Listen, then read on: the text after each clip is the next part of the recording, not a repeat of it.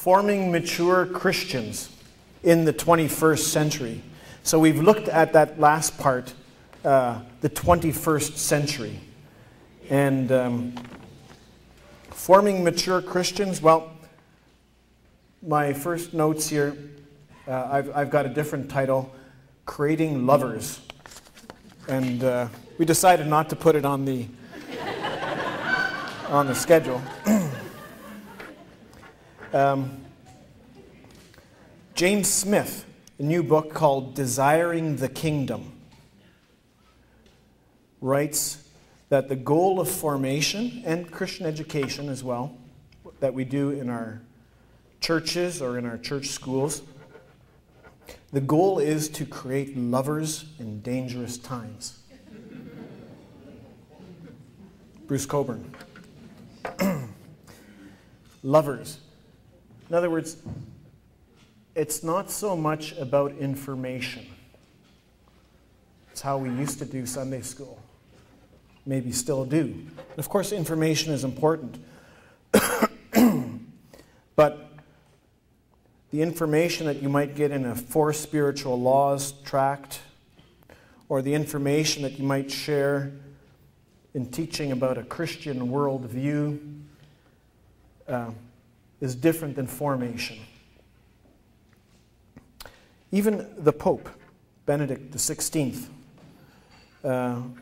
wrote that we are not governed primarily by what we think, but by what we love and what we desire. So that was part of the exercise just prior to lunch. What is it that we love and that we desire? And how did that passion get fueled in us?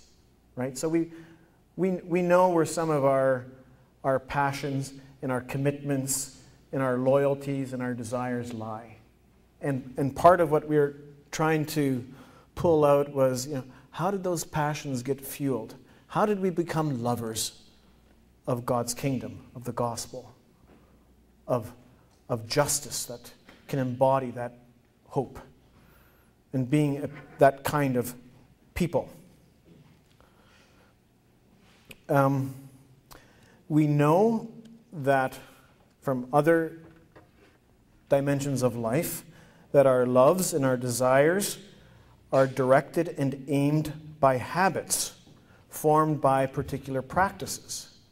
So that could be for good or for ill, that our passions and our desires are formed by particular habits. And these habits train our desire and dispose us to being certain kinds of people, with people who are in love with a certain kind of vision. And we could have asked another question earlier about our grandparents, perhaps, or parents. What vision did they love? And how did that vision, that goal, that end, that telos, shape the way they were and what they did? So what we do matters, whether it's our worship or our mutual aid and caring for one another. All these things that we do, from the, I think of my grandmother and the sewing circles and the work with MCC, etc. All these things James Smith calls pedagogies of desire. Pedagogies of desire. In other words, for forming mature Christians or creating lovers, we need to teach, we need to have pedagogies of desires. Namely, practices that train and radically configure our desires, in this case, to be disciples of Jesus and witnesses to God's coming kingdom. And if we think we can do that simply with information, thank you, Marianne, we're wrong. Information does not, or very rarely, does information kindle our core passions. Very rarely does information disturb or reorientate what we normally do. So on its own, a belief system doesn't require us to become part of a different community with a different set of practices. So, I can be convinced about a certain theology or philosophy intellectually and think, now that's right, but that isn't going to kindle the desire or passion or need for me to be involved in a certain kind of community that tries to embody that message, that story. So information on its own doesn't require us to participate in certain sets of practices. And even experiences, Jesus' piety, the experience of that relationship with Jesus. In and of itself, if that's the goal of our spiritual formation, that alone is not going to meet the requirements of the gospel. How do we educate ourselves, not to mention our children, into such an alternative culture? And I've got a nice quote here from Stanley Hauerwas, if I can find it. Our goal? To corrupt our youth. The task of the Christian school or our Sunday school or the kind of formation that we're doing with our young people, our young adults, is to corrupt them. In other words, to interrupt their lives that are shaped by the mall, by TV, by who knows what, and train them to become citizens of the kingdom.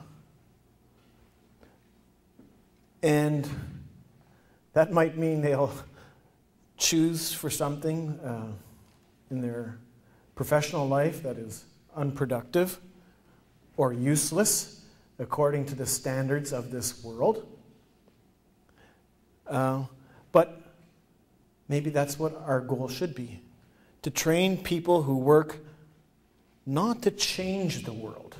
A minority group knows that they're not going to be able to do that. A church knows that that's God's work. It's God's mission. We participate in it, but we're not going to change the world. God is. God is reconciling the world to himself. Our goal is to be a foretaste of that and to anticipate the kingdom. In other words, to be witnesses. And if some things change along the way, wonderful. But that's God's work. Our goal is simply to corrupt our youth. And of course, those of you who have read Stanley Hauerwas knows he's always trying to provoke. Another person who provokes in more positive ways is someone who wanted to be here but couldn't, Brian Moyer Suderman. Some of you might know his music and his most recent CD. He talks about how do we create and become not so secret agents of an ancient urgent cause. Not so secret agents of an ancient urgent cause who infiltrate the world with the love of God. Right? So there you have ideas of dissident discipleship, of a kind of subversive corruption of the status quo.